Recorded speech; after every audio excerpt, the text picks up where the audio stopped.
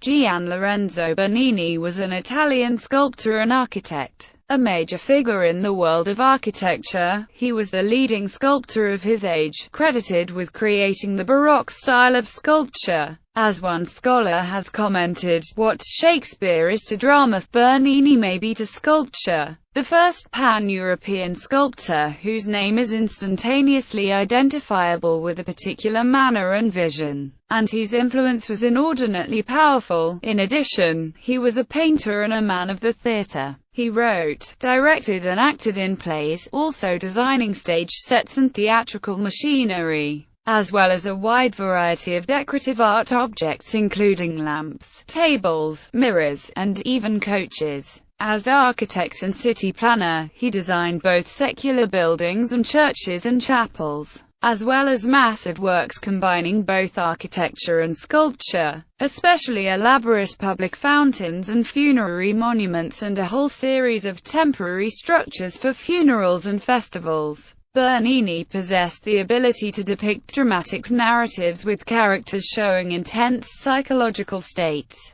but also to organize large-scale sculptural works which convey a magnificent grandeur. His skill in manipulating marble ensured that he would be considered a worthy successor of Michelangelo, far outshining other sculptors of his generation, including his rivals, François Duquesnoy and Alessandro Algardi. His talent extended beyond the confines of sculpture to a consideration of the setting in which it would be situated. His ability to synthesize sculpture, painting, and architecture into a coherent conceptual and visual whole has been termed by the art historian Irving Lavin the unity of the visual arts. In addition, a deeply religious man, working in Counter-Reformation Rome, Bernini used light both as an important theatrical and metaphorical device in his religious settings, often using hidden light sources that could intensify the focus of religious worship or enhance the dramatic moment of a sculptural narrative. Bernini was also a leading figure in the emergence of Roman Baroque architecture along with his contemporaries, the architect Francesco Borromina and the painter and architect Pietro da Cortona. Early in their careers they had all worked at the same time at the Palazzo Barberini, initially under Carlo Maderno and, following his death, under Bernini. Later on, however, they were in competition for commissions, and fierce rivalries developed, particularly between Bernini and Borromina. Despite the arguably greater architectural inventiveness of Borromina and Cortona, Bernini's artistic preeminence, particularly during the reigns of Popes Urban VIII and Alexander VII, meant he was able to secure the most important commissions in the Rome of his day. The various massive embellishment projects of the newly finished St. Peter's Basilica, completed under Pope Paul V with the addition of Maderno's nave and facade and finally reconsecrated by Pope Urban VIII on November 18, 1626. After 150 years of planning and building, Bernini's design of the Piazza San Pietro in front of the basilica is one of his most innovative and successful architectural designs. Within the basilica he is also responsible for the baldacchino, the decoration of the four piers under the cupola, the cathedra Petri in the apse, the chapel of the Blessed Sacrament in the right nave, and the decoration of the new nave. During his long career, Bernini received numerous important commissions, many of which were associated with the papacy. At an early age, he came to the attention of the papal nephew, Cardinal Scipione Borghese, and in 1621, at the age of only 23, he was knighted by Pope Gregory XV. Following his accession to the papacy, Urban VIII is reported to have said, "It is a great fortune for you, O Cavalier, to see Cardinal Maffeo Barberini made pope. But our fortune is even greater to have Cavalier Bernini alive in our pontificate," although he did not fare so well during the reign of Innocent X. Under Alexander VII, he once again regained preeminent artistic domination and continued to be held in high regard by Clement IX.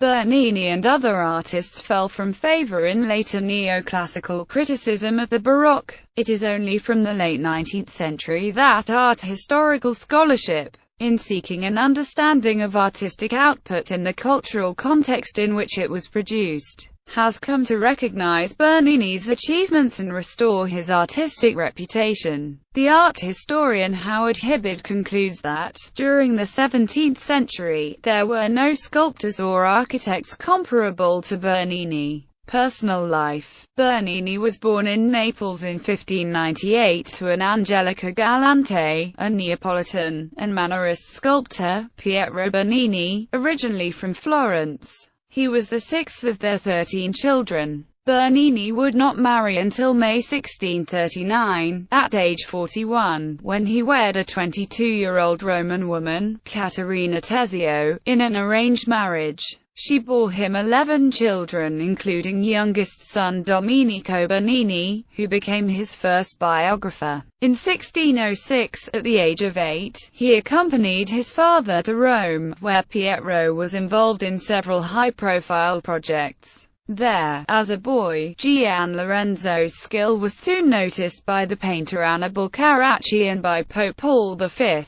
And he soon gained the important patronage of Cardinal Scipione Borghese, the papal nephew. His first works were inspired by antique classical sculpture. In the late 1630s he engaged in an affair with a married woman named Costanza, and sculpted a bust of her during the height of their romance. She later had an affair with his younger brother, who was Bernini's right-hand man in his studio. When Gian Lorenzo found out about Costanza and his brother, in a fit of mad fury, he chased his brother Luigi through the streets of Rome, intent on murdering him. To punish his unfaithful mistress, Bernini had a servant go to the house of Costanza to slash her face several times with a razor. The servant was later jailed, and Costanza was jailed for adultery. Bernini died in Rome in 1680, and was buried in the Bernini's family vault, along with his parents, in the Basilica di Santa Maria Maggiore. Early works for Cardinal Borghese. Under the patronage of the extravagantly wealthy and most powerful Cardinal Scipione Borghese, the young Bernini rapidly rose to prominence as a sculptor. Among the early works for the cardinal were decorative pieces for the garden of the Villa Borghese such as the Goat Amalthea with the infant Jupiter, and a faun, and several allegorical busts, including the Damned Soul and Blessed Soul. By the time he was 22, he was considered talented enough to have been given a commission for a papal portrait, the bust of Pope Paul V, now in the J. Paul Getty Museum. Bernini's reputation, however, was definitively established by 4 masterpieces, executed between 1619 and 1625, all now displayed in the Galleria Borghese in Rome. To the art historian Rudolf Wittauer, these 4 works, Aeneas, Anchises, and Ascanius, the Rape of Proserpina, Apollo and Daphne, and David, inaugurated a new era in the history of European sculpture. It is a view repeated by other scholars. Adapting the classical grandeur of Renaissance sculpture and the dynamic energy of the Mannerist period, Bernini forged a new, distinctly Baroque conception for religious and historical sculpture, powerfully imbued with dramatic realism, stirring emotion and dynamic, theatrical compositions. Bernini's early sculpture groups and portraits manifest a command of the human form in motion and a technical sophistication rivaled only by the greatest sculptors of classical antiquity, unlike those done by his predecessors. These sculptures focus on specific points of narrative tension in the stories they're trying to tell. Aeneas and his family fleeing the burning Troy, the instant that Pluto finally grasps the hunted Persephone, the precise moment that Apollo sees his beloved Daphne begin her transformation into a tree. They are transitory but dramatic, powerful moments in each story. Bernini's David is another stirring example of this. Unlike Michelangelo's motionless, idealized David, which shows the subject holding a rock in one hand and a sling in the other, contemplating the battle, or similarly immobile versions by other Renaissance artists, notably Donatello's, which show the subject in his triumph after the battle with Goliath. Bernini illustrates David during his active combat with the giant, as he twists his body to catapult toward Goliath. To emphasize these moments, and to ensure that they were appreciated by the viewer, Bernini designed the sculptures with a specific viewpoint in mind. Their original placements within the Villa Borghese were against walls, so that the viewer's first view was the dramatic moment of the narrative. The result of such an approach is to invest the sculptures with greater psychological energy. The viewer finds it easier to gauge the state of mind of the characters and therefore understands the larger story at work.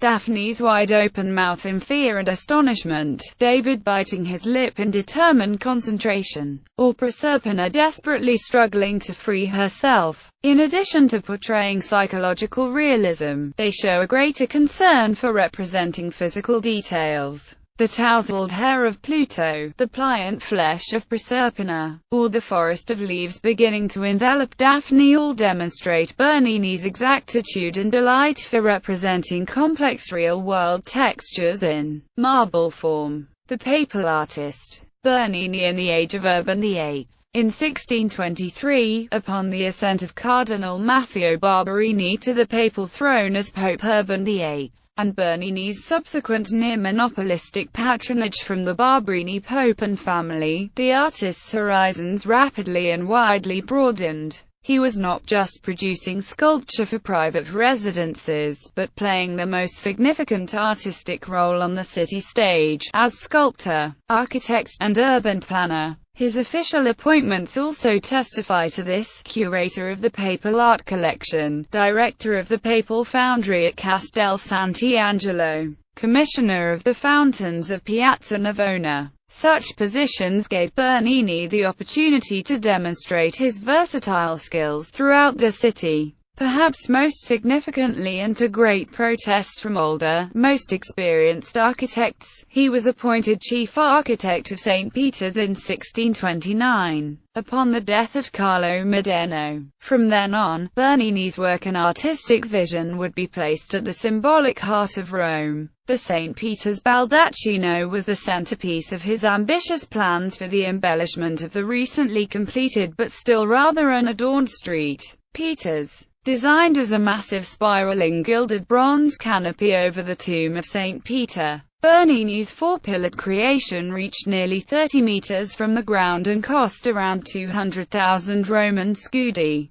Quite simply, writes one art historian, nothing like it had ever been seen before. Soon after the St. Peter's baldacchino, Bernini undertook the whole-scale embellishment of the four massive piers at crossing of the basilica, including, most notably, four colossal, theatrically dramatic statues, among them, the majestic Saint Longinus executed by Bernini himself. Bernini also began work on the tomb for Urban VIII, completed only after Urban's death in 1644, one in a long, distinguished series of tombs and funerary monuments for which Bernini is famous, and a traditional genre upon which his influence left an enduring mark, often copied by subsequent artists. Despite this engagement with public architecture, Bernini was still able to produce artworks that showed the gradual refinement of his portrait technique. A number of Bernini's sculptures show the continual evolution of his ability to capture the utterly distinctive personal characteristics that he saw in his sitters. This included a number of busts of Urban VIII himself, the family bust of Francesco Barberini, or most notably, the two busts of Scipione Borghese, the second of which had been rapidly created by Bernini once a flaw had been found in the marble of the first. The transitory nature of the expression on Scipione's face is often noted by art historians, iconic of the Baroque concern for representing movement in static artworks. To Rudolf Virchow, the beholder feels that in the twinkle of an eye not only might the expression and attitude change but also the folds of the casually arranged mantle. One noted portrait in marble is the lively, sensual one of Costanzo Bonarelli, unusual in its more personal, intimate nature. As already mentioned, Bernini had an affair with Costanza, who was the wife of one of his assistants. When Bernini then suspected Costanza of involvement with his brother, he badly beat him and ordered a servant to slash her face with a razor. Pope Urban VIII intervened on his behalf, and he was simply fined. Beginning in the late 1630s, now known in Europe as one of the most accomplished portraitists in marble, Bernini also began to receive royal commissions from outside Rome, for subjects such as Cardinal Richelieu of France, Francesco I d'Este of Modena, Charles I of England and Henrietta Maria. The sculpture of Charles I was produced in Italy from a portrait made by Van Dyck, though Bernini preferred to produce portraits from life. The bust of Charles was lost in the Whitehall Palace fire of 1698, and that of Henrietta Maria was not undertaken due to the outbreak of the English Civil War.